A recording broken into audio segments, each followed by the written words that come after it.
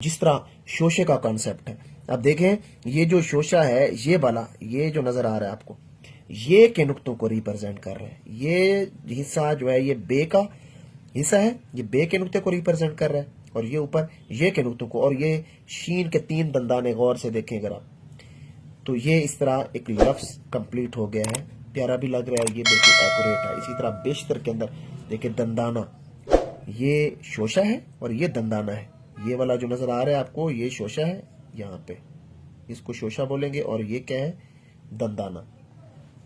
मैं थोड़ा सा इसको जूम करता हूं।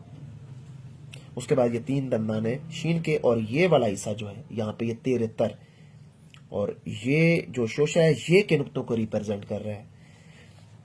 ऐसे ही मैं इसके अंदर देखें, ये शोशा है ये वाला, और उसके बाद ये दंदाना है, और वही नून गुना एक एंगल इसका अप एक डाउन।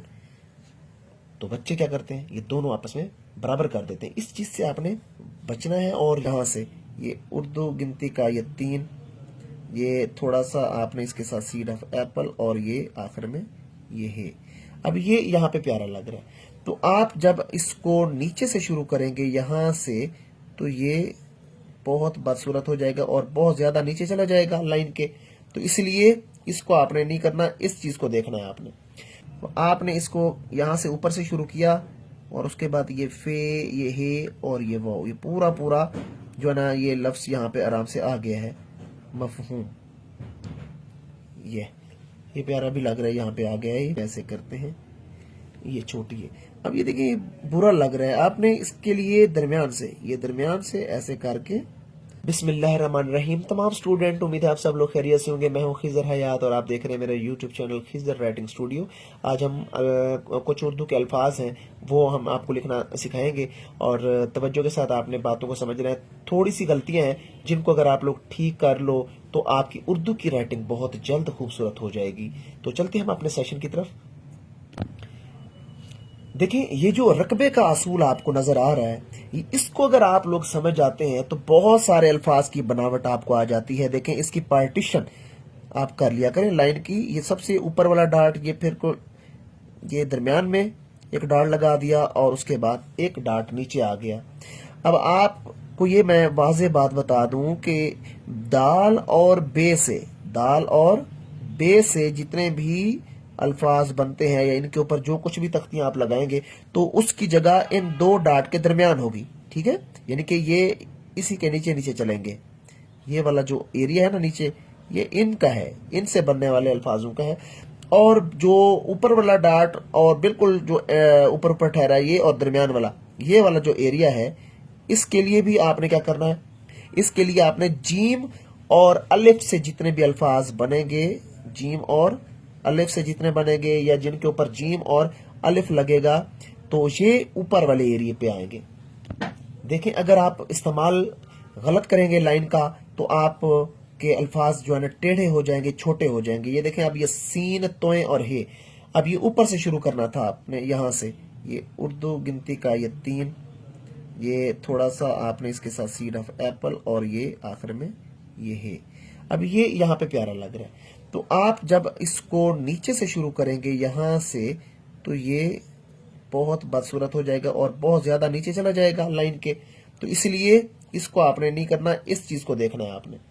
ऐसे ही स्वाद जो है, अगर सीड ऑफ एप्पल यहाँ पे करके लिखोगे तो ये बहुत नीचे चला जाएगा। अगर सीड ऑफ एप्पल को ऊपर करके लिखोगे तो ये बहुत अच्छा, आपको यहाँ पे जगह भी पूरी पूरी आ रही है, और ये यहाँ पे ठीक लग रहा है। तो आपने ये देखना है रकबे के असूल में कि किस चीज का कितना रकबा है। अगर आप फर्ज करें मीम और इसके साथ बे लिख रहे हैं, तो इसकी जगह यही है, ये बिल्कुल एक्यूरेट जगह पे है। अगर आप लोग सीन और बे लिखना चाह रहे हैं, तो इसकी जगह भी यही थी। अगर आप इसको ऊपर से शुरू करते तो बहुत बुरा लगता। यहाँ पे देखें, अगर ऊपर से आप इसको शुरू करते तो ये देखें, बुरा भी लग रहा है। बहुत से बच्चे ये जीम और ये जीम, ये ऐसे करके लिख रहे होते हैं, बहुत नीचे चले जाते हैं, हालांकि इसकी जगह ये थी। ये देखिए, ये ज्यादा बेटर लग रहा है इससे। जब मार्कर का यूज करने जाते हैं आप, तो वहां पे आपको 2 लाइनों से ऊपर जाना पड़ता है, तो फिर आपने 2, लेकिन जब आप पेन के साथ आएंगे तो फिर दोबारा वही असूल जो मैंने आपको बताया है, उसी के मुताबिक चलना है आपने। अब एक लफ्ज है, ये देखें लिखा हुआ है मफहूम, तो आपने इसको यहां से ऊपर से शुरू किया और उसके बाद ये फे, ये हे और ये वो, ये पूरा पूरा जो है ना ये लफ्ज यहाँ पे आराम से आ गया है मफहूम। ये प्यारा भी लग रहा है, यहाँ पे आ गया है। उसके बाद एक और लफ्ज है मीम जोए और ये हे और रे, मजहर। अब कुछ बच्चे जो है ना वो बहुत ऊपर करके लिख लेते हैं, फिर उसके बाद यहाँ पे आके ऐसे करते हैं, ये छोटी है। अब ये देखिए बुरा लग रहा है, आपने इसके लिए दरमियान से, ये दरमियान से ऐसे करके और फिर ये करना है इस तरह, ये देखा, ये सही लग रहा है। अब इस चीज से आपने बचना है, इसको करना है आपने।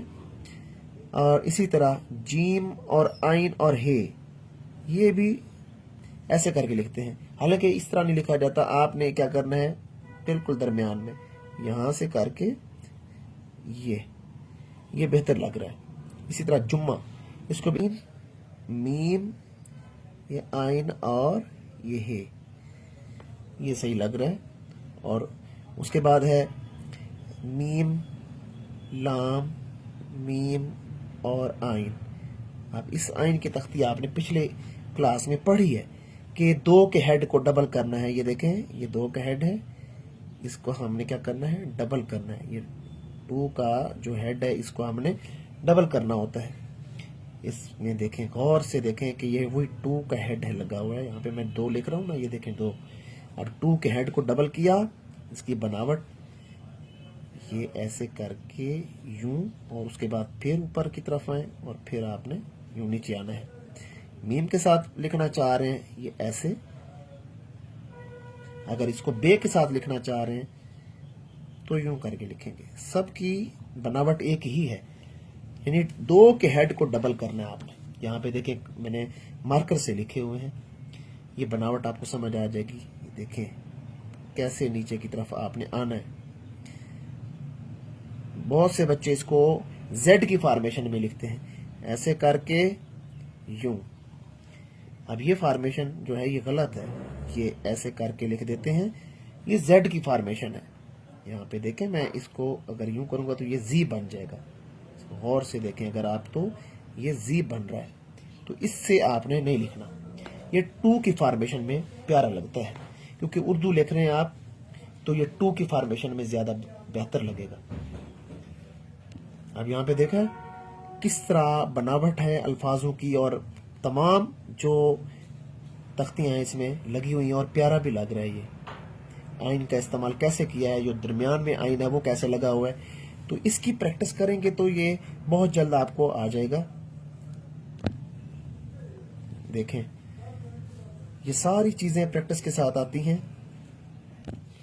अब जिस तरह शोशे का कॉन्सेप्ट है, अब देखें ये जो शोशा है, ये वाला, ये जो नजर आ रहा है आपको, ये के नुक्तों को रिप्रेजेंट कर रहे हैं। ये हिस्सा जो है ये बे का हिस्सा है, ये बे के नुक्ते को रिप्रेजेंट कर रहा है, और ये ऊपर ये के नुक्तों को, और ये शीन के तीन दंदाने। गौर से देखें अगर आप, तो ये इस तरह एक लफ्ज कंप्लीट हो गया है, प्यारा भी लग रहा है, ये बिल्कुल एक्यूरेट है। इसी तरह बेशतर के अंदर देखिए दंदाना, ये शोशा है और ये दंदाना है। ये वाला जो नजर आ रहा है आपको, ये शोशा है, यहाँ पे इसको शोशा बोलेंगे, और ये क्या है, दंदाना। मैं थोड़ा सा इसको जूम करता हूं। उसके बाद ये तीन दंदाने शीन के, और ये वाला हिस्सा जो है यहाँ पे ये तेरे तर, और ये जो शोशा है ये के नुक्तों को रिप्रेजेंट कर रहा है। ऐसे ही मैं इसके अंदर देखें, ये शोशा है ये वाला, और उसके बाद ये दंदाना है, और वही नून गुना, एक एंगल इसका अप एक डाउन। तो बच्चे क्या करते हैं, ये दोनों आपस में बराबर कर देते हैं। इस चीज से आपने बचना है, और ये चीज अगर आप करेंगे तो कभी उर्दू की जो राइटिंग है आपकी कभी भी नहीं बदल सकती, कभी भी। पेन के साथ लिखना चाह रहे हैं तो देखें, पेन के साथ इसकी बनावट यूं बनेगी, ये मीम, ये शोशा और ये नून गुना, ऐसे हैं ये शोशा और नून गुना। तो आज का सेशन आपको कैसा लगा, आपने कमेंट बॉक्स में लाजमी बताना है। और आज का सेशन आपको कैसा लगा है कमेंट बॉक्स में आपने लाजमी बताना है। मेरे चैनल को लाजमी सब्सक्राइब करना है, और जो लोग ऑनलाइन सीखना चाहते हैं मेरे चैनल को अभी सब्सक्राइब कर लें और बेल आइकन प्रेस कर दें।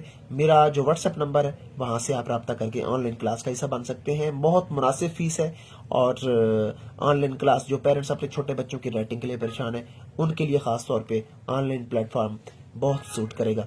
तो अगली वीडियो में आपसे मुलाकात होती है। खुदा हाफिज।